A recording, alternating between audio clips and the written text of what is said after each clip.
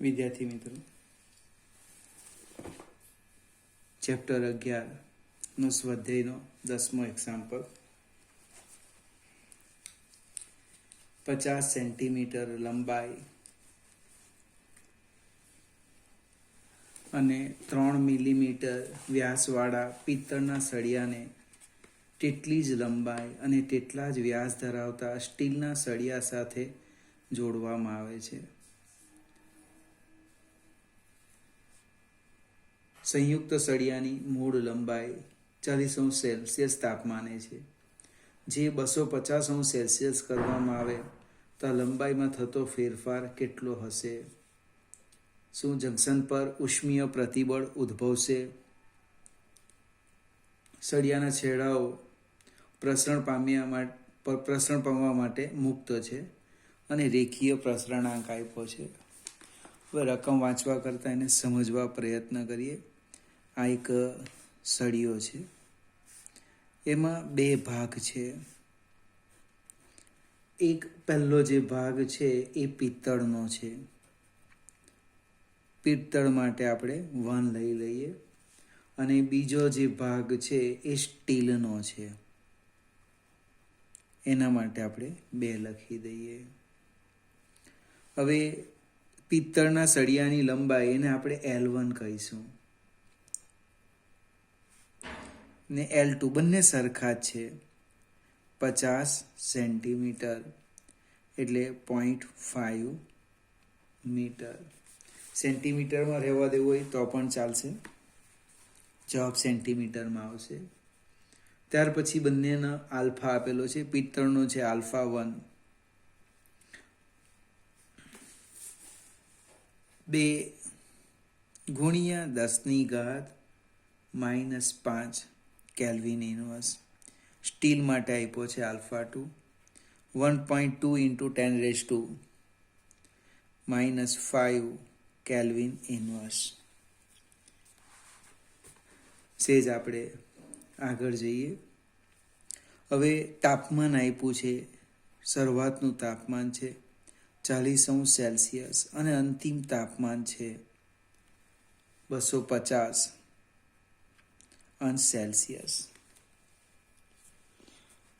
આપણે 273 ઉમેરવાના 40માં એટલે કેલ્વિનમાં રૂપાંતર થશે. આમાં પણ એ જ રીતે અપનાવીએ અથવા સેલ્સિયસ રવા દે.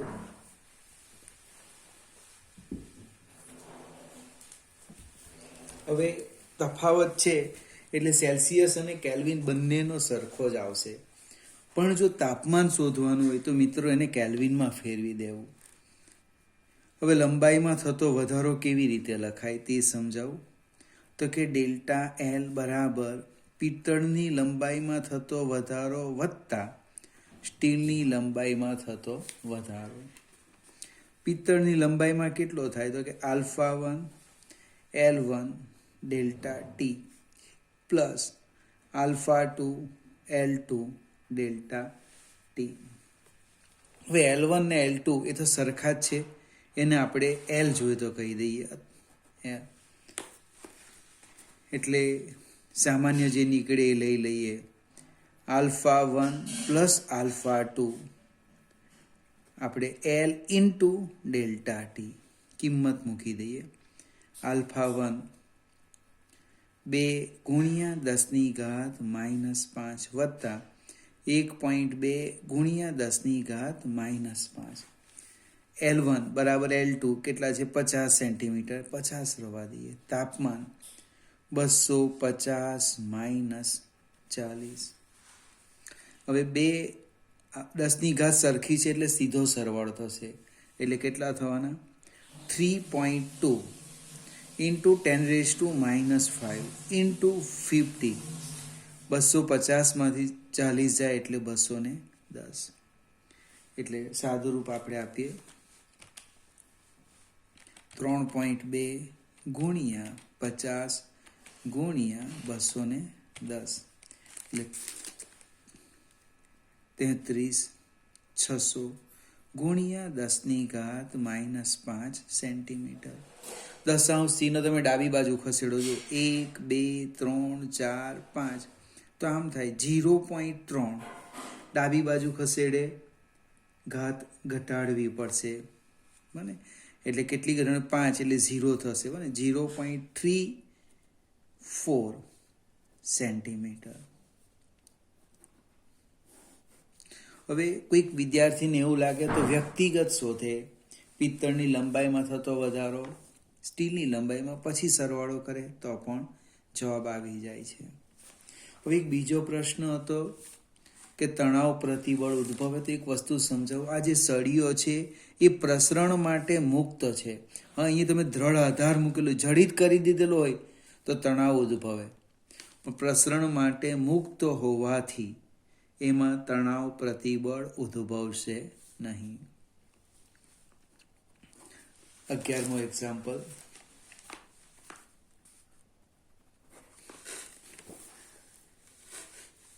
ગ્લિસરીન માટે કદ પ્રસરણાંક આપેલો છે.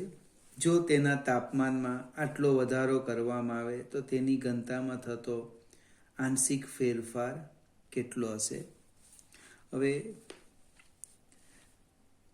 આપણે ચર્ચા એક આ રીતના કરી, સૂત્ર શીખાયું નથી, શીખાયું તો નહીં કહેવાય, પણ ફરીથી પુનરાવર્તન કરીએ, રફ કામ પછી લખીએ. ડેલ્ટા વી બરાબર gamma V0 delta T. Delta V એટલે અંતિમ કદ ઓછા પ્રારંભિક કદ બરાબર ગેમા V0 ડેલ્ટા ટી. એટલે વી આમ લખાય V0 plus gamma V0 delta T, એટલે કદ આમ થશે. ફરીથી કદાચ ભૂલી ગયા હોય, આ રફ કામ કર્યું છે. જો અહીંયા વી લખે V0 ગેમા ડેલ્ટા ટી, ક્ષેત્રફળ લખીએ A0 તો અહીંયા ટ્વાઇસ આલ્ફા આવશે.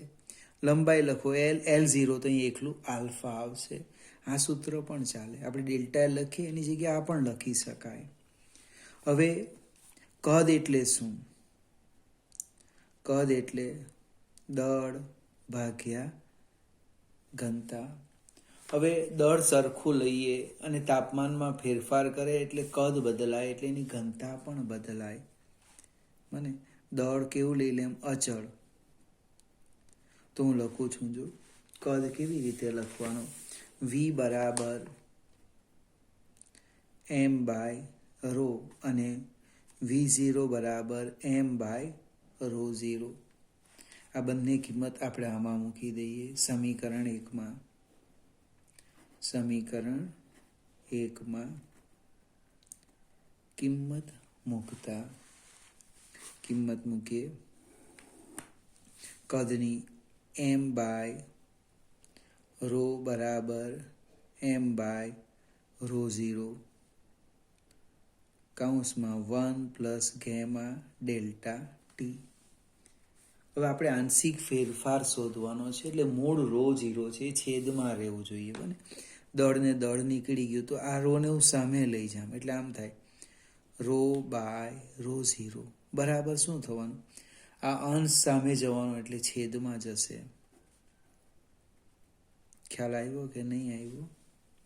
રો 0 બાય રો પણ લખાય, તો મારો ઇન્ટરેસ્ટ છે આંશિક ફેરફાર. ટકા હંમેશા મૂળ ઉપર નીકળે. હવે અંશમાં વિયોગ લઈએ. અંશમાં વિયોગ યાદ આવે ને, યોગ વિયોગ. તો કે rho minus rho 0 by rho 0, 1 minus 1 minus gamma delta T divide by 1 plus gamma delta T.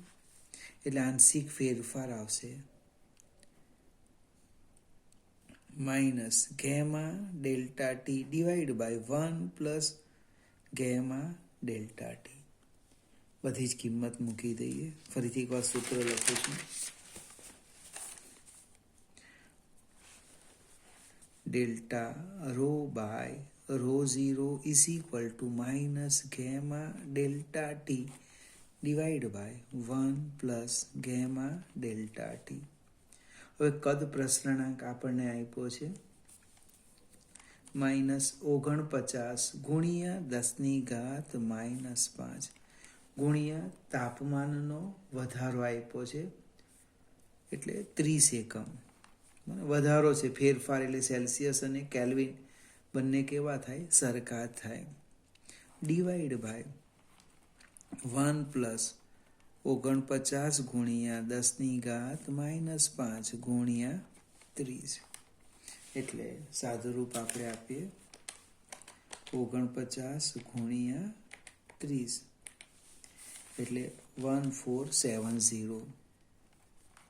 1470 ગુણ્યા 10⁻⁻5 છેદમાં જો 1 પ્લસ 1470 10⁻⁻5. હવે સાદુરૂપ આપીએ શક્ય એટલું તો -1470 10⁻⁻5 ડિવાઈડ બાય 1 પ્લસ 0.01470 એટલે કેટલા થશે?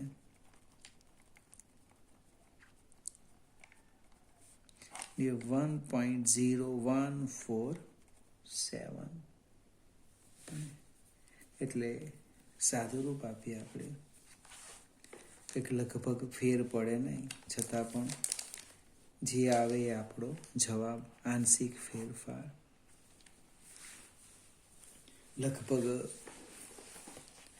મારા ખ્યાલ પ્રમાણે આ પ્રસરણ ઉપર આધારિત ઘણા બધા એક્ઝામ્પલો છે પરીક્ષામાં. એટલે થિયરી તેમાં છે નથી, એનો અર્થ એવો થાય કે ઓબ્જેક્ટિવ અથવા એક્ઝામ્પલ આમાંથી પૂછી શકાય.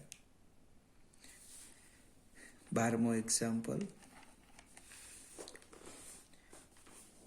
8 કિલોગ્રામ દળના એલ્યુમિનિયમના એક બ્લોકમાં છિદ્ર પાડવા માટે 10 કિલોવોટના ડ્રીલ મશીનનો ઉપયોગ કરવામાં આવે છે. 2.5 મિનિટમાં બ્લોકના તાપમાનમાં કેટલો વધારો થશે? 50% પાવર ડ્રીલ મશીનને ગરમ થવામાં અથવા પરિસરમાં વ્યય થાય છે તેમ ધારો. એલ્યુમિનિયમની વિશિષ્ટ ઉષ્મા ધારિતા આપી છે. દળ આપ્યું છે, દળ 8 કિલોગ્રામ. પાવર આપ્યો છે ડ્રીલ મશીનનો 10 કિલોવોટ. કિલો પૂર્વક છે, 10⁻³ આ લઈ લે 10⁴. વોટ એટલે જૂલ પર સેકન્ડ. કેટલા સમય માટે ચાલુ રાખે? તો 2.5 મિનિટ એટલે 2.5 ગુણ્યા 60 કરી દેવાનું એટલે 150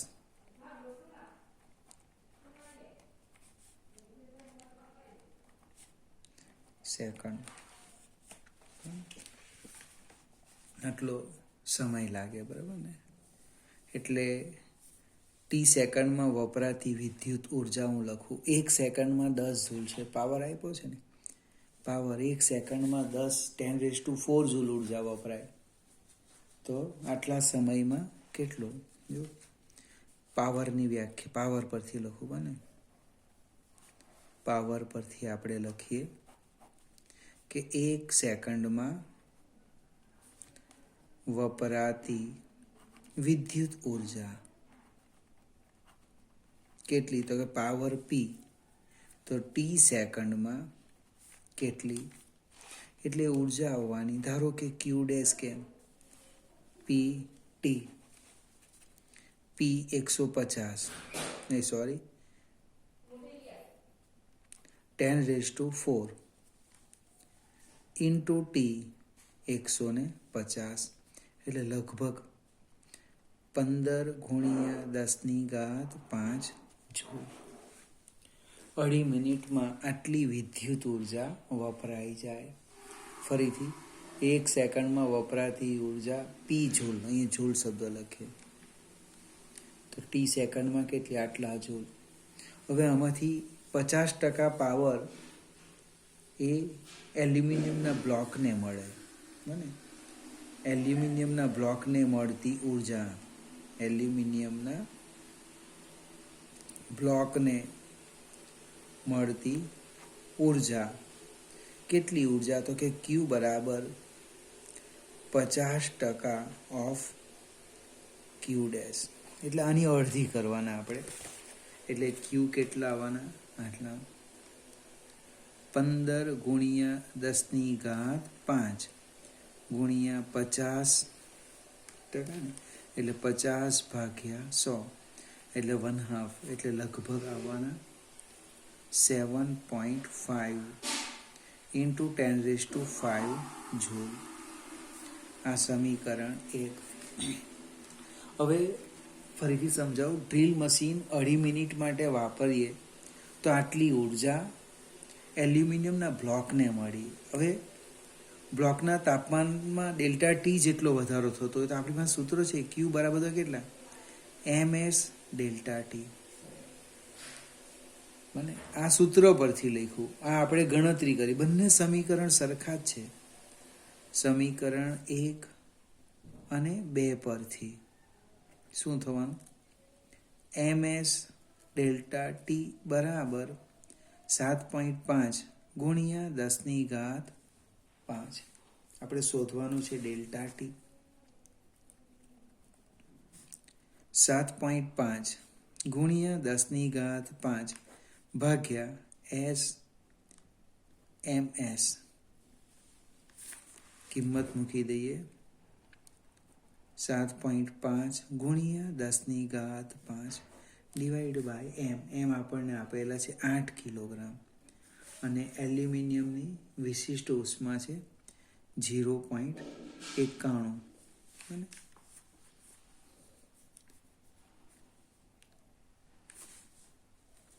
કંઈક ભૂલ થાય એવું લાગે છે. 1 મિનિટ.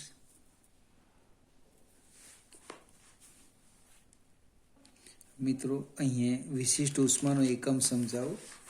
આપણો જવાબ પણ નહીં આવતે. આમાં એ પૂછે 0.91 જૂલ પર ગ્રામ ઇન્ટુ કેલ્વિન.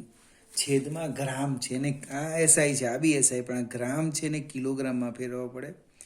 એટલે 0.91 છેદમાં 10⁻³ જૂલ પર કિલોગ્રામ ઇન્ટુ કેલ્વિન.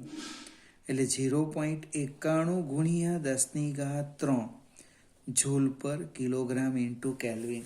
એટલે અહીંયા લખવું પડશે 10⁻³. ખ્યાલ આવે કે નહીં? ન લખે તો શું થાય પણ તે પણ સમજાવું.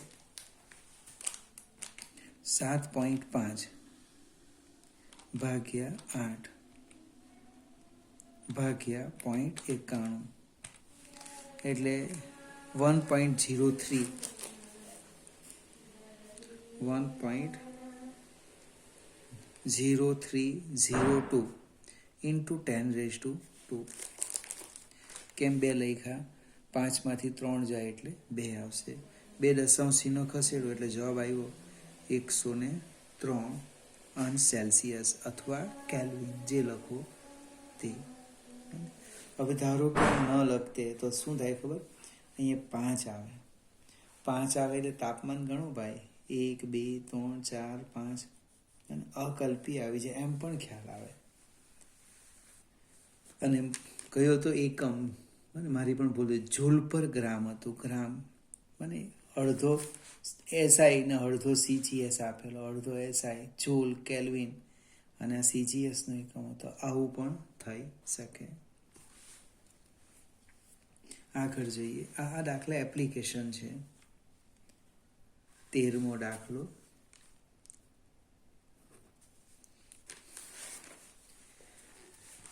$2.5 કિલોગ્રામ દળના તાંબાના એક બ્લોકને ભઠ્ઠીમાં 500°C તાપમાન સુધી ગરમ કરવામાં આવે છે.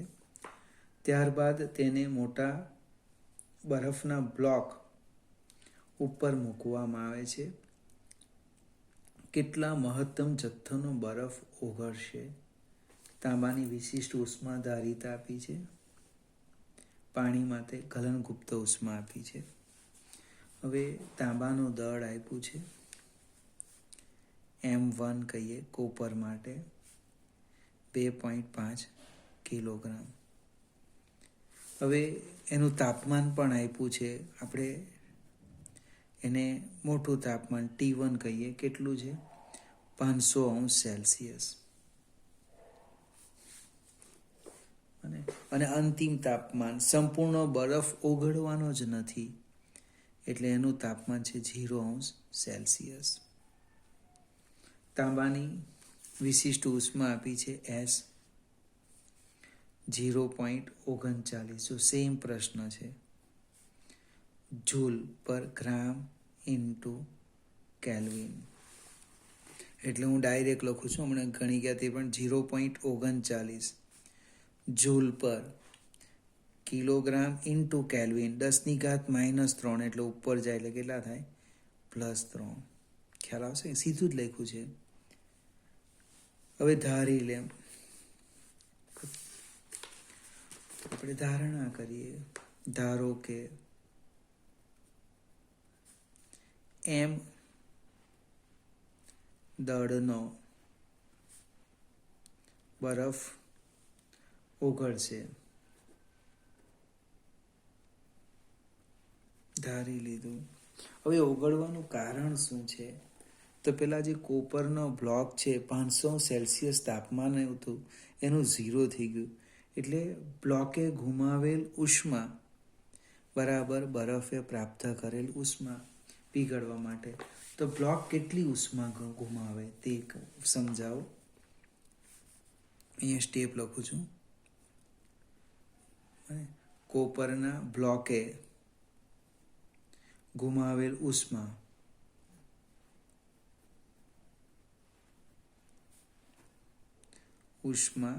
ઉર્જા કેટલી? તો કે Q બરાબર mS∆T. અહીં M1 લખીએ આપણે, m1S∆T. હવે બરફ સંપૂર્ણ પીગળતો નથી, બને તો M દળના બરફને પીગળવા માટે, અને M દળના બરફને ફરીથી સમજાવું, સંપૂર્ણ બરફ પીગળે પછી જ એના તાપમાનમાં વધારો થાય. સંપૂર્ણ પીગળતો નથી, માત્ર M દળના બરફને પીગાળવા માટે જરૂરી ઉષ્મા ઉર્જા, એટલે એનું તાપમાન વધવાનું નથી, એટલે ગલનગુપ્ત ઉષ્મા લઈએ, એને Q કહીએ, mL. આ સમીકરણ 1 અને 2 બંને સરખા છે. આ ગુમાવે છે અને આ મેળવે છે, એટલે mL બરાબર શું થવાનું? m1S∆T. એટલે દળ આવી જશે m1S∆T/L.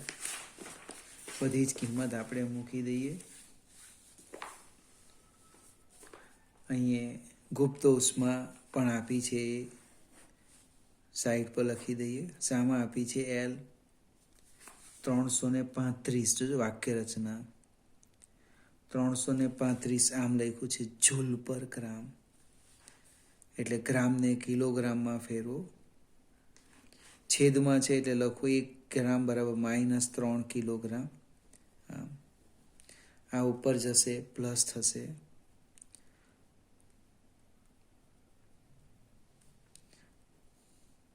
આ ખાસ કાળજી રાખવાની, આવું બહુ રેર બને. આ દાખલામાં મને જૂલ ને ગ્રામ કિલોગ્રામની જગ્યાએ આ બધી જ કિંમત મૂકી દઈએ.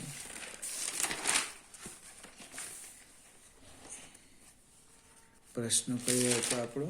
M. મને પીગળતા બરફનું દળ M બરાબર m1 2.5 S1 0.39 ગુણ્યા 10⁻³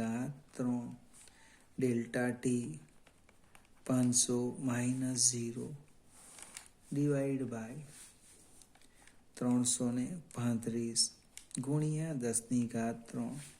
હવે મારે આ તો આકસ્મિક ઘટના છે, આ નીકળી જાય છે, ગ્રામ રવા દે તો પણ ચાલતે, પણ આપણે આ રીતે જ ગણવાનું, ભૂલ નહીં થાય. એટલે 2.5 ગુણ્યા 0.39 આ પોઈન્ટ છે, ગુણ્યા 500 એટલે આટલા ભાગ્યા 335, એટલે 1.46 અને 1.46 કિલોગ્રામ બરફ ઓગળશે. હવે કેટલો હશે? જો બરફનો દળ 1 કિલોગ્રામ હોય તો બરફ પીગળી ગયા પછી શું થાય? એના તાપમાનમાં વધારો થાય. એટલે બરફને પીગાળવા માટે જરૂરી ઉષ્મા શોધો. એ ઉષ્મા એ શામાંથી મેળવે? આમાંથી મેળવે. અને બાકીની જે વધે એના તાપમાનમાં વધારો કરવા માટે વપરાય. જે મિત્રને ખ્યાલ આવે એ થોડોક સમજવા પ્રયત્ન કરે. આ એક્ઝામ્પલ સેમ દાખલો છે 14મો.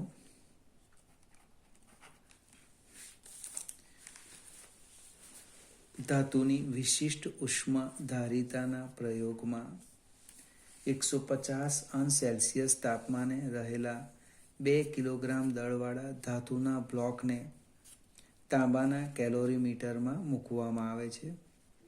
પાણીનો જળ તુલ્યાંક આપ્યો છે, જેમાં 150 સેન્ટીમીટર ક્યુબ પાણી 27°C તાપમાને આવેલું છે. અંતિમ તાપમાન કંઈક 40°C થાય છે. ધાતુની વિશિષ્ટ ઉષ્માધારિતાની ગણતરી કરો. હવે આપણે 2 ભાગ પાડી દઈએ. આ બાજુ હું ધાતુ લખું, અહીંયા આપણે પાણી લખીએ. ધાતુ જે છે એનું દળ આપેલું છે 0.2 કિલોગ્રામ. એનું તાપમાન આપેલું છે T1 150°C અને અંતિમ તાપમાન કંઈક આપ્યું છે 40, એટલે એનું પણ અંતિમ તાપમાન કેટલું થશે? 40°C થશે. બીજી બાજુ પાણી છે અને પાણીનું કદ આપ્યું છે 150 સેન્ટીમીટર ક્યુબ. એટલે પાણીનું દળ કેવી રીતના શોધવાનું? તો એની ઘનતા છે ρ, 1 ગ્રામ પર સેન્ટીમીટર ક્યુબ. એટલે દળ આમ લખાય, ઘનતા બરાબર દળ ભાગ્યા કદ, એટલે દળ લખાય ρV. એટલે કેટલા થવાના? 150 ગ્રામ અથવા તો 0.150 કિલોગ્રામ. 1000 વડે ભાગો એટલે શામાં આવે? કિલોગ્રામમાં આવશે.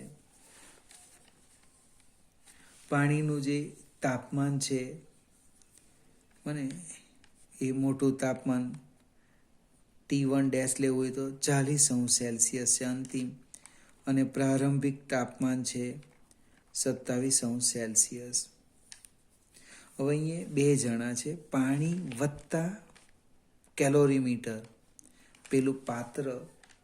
એટલે પાણીને સમતુલ્ય કેલોરીમીટરનું જે દળ છે એને જળ તુલ્યાંક કહેવાના બને. એટલે પાત્રનું જે દળ છે એને ધારો કે હું W કેમ એ આપ્યા છે 0.025 કિલોગ્રામ. અને એની વિશિષ્ટ ઉષ્માધારિતા એ સમજાવું તમને.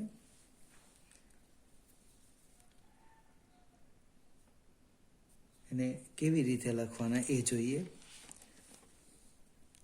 હવે ધાતુએ ગુમાવેલ ઉર્જા બરાબર પાણી વત્તા પાત્રએ મેળવેલ ઉર્જા આમ આવશે. જો બ્લોક ધાતુએ ગુમાવેલ ઉર્જા બરાબર પાણી વત્તા પાત્રએ મેળવેલ ઉર્જા. ધાતુ કેટલી ઉર્જા ગુમાવે? તો કે M/S∆T. પાણી અને પાત્ર કેટલી ઉષ્મા ગુમાવે? તો M વોટર, અહીંયા M વોટર લખીએ. M વોટર વત્તા સમતુલ્ય D ઇન્ટુ પાણીની વિશિષ્ટ ઉષ્મા S વોટર ઇન્ટુ ∆T. હવે એક સ્ટેપ આગળ જઈએ. આપણે ધાતુની વિશિષ્ટ ઉષ્મા શોધવાના છે. એટલે M વોટર પ્લસ ડબલ્યુ જળ તુલ્યાંક S water delta T divide by M delta T. અહીંયા ડેલ્ટા ટી ડેશ લઈ લઈએ.